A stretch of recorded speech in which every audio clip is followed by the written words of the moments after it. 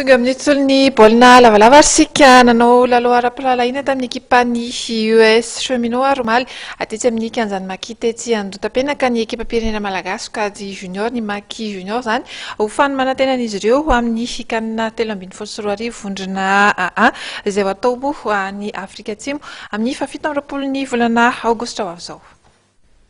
Ray volana katroka mialohan'ny andehanana niatrika ny fiadiana tombon-dakany Afrika ho an'ny SCAD Junior vondrona A any Afrika Atsimo dia efa manoma tena fatratra ny Maki de Madagascar Junior. Omaly tolakandro dia nanao lalao ara-piralahiana tamin'ny ekipan'ny US Cheminot izy ireo tetsy amin'ny kianjan'ny Maki Andotapenaka.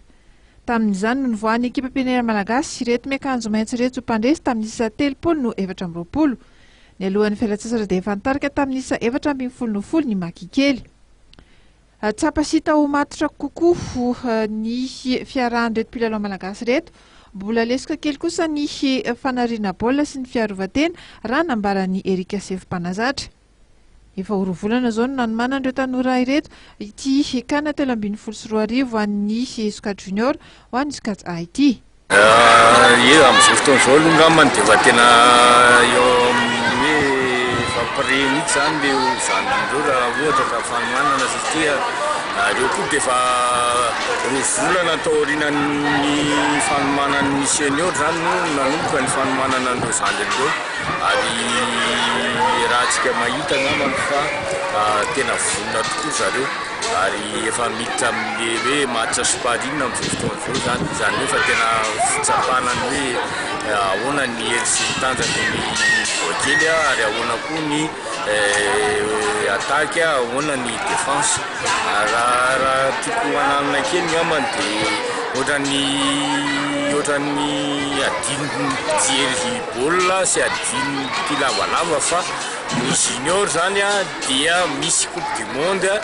isa-taona ary tsika efa tafiditra ao anatin'ilay groupe amin'izao fotoan'izao zany hoe raha ohatra tsika zany ka champion eo zany amin'ity champion d'Afrique groupe zany dia manao coupe du monde amin'ny 2014 fa ny taona fotsiny zany miakatra U20 au lieu de U19 zany dia miakatra U20 zany hoe le champion tanty zany na dia feno 20 taona raha dia afaka mbola mandray anjara amin'ny champion du monde amin'ny 2014 ary ny amin'ny 2015 moa raha sitrapon'Andriamanitra ilay hoe ho atao eto amintsika zany ny anina dia efa fanomanana ihany koa zany io coupe du monde junior izay atao eto amintsika amin'ny 2015 izao regroupement ny junior zao ary tena zava-dehibe tokoa ny champion d'Afrique izay atao any Afrique du Sud io.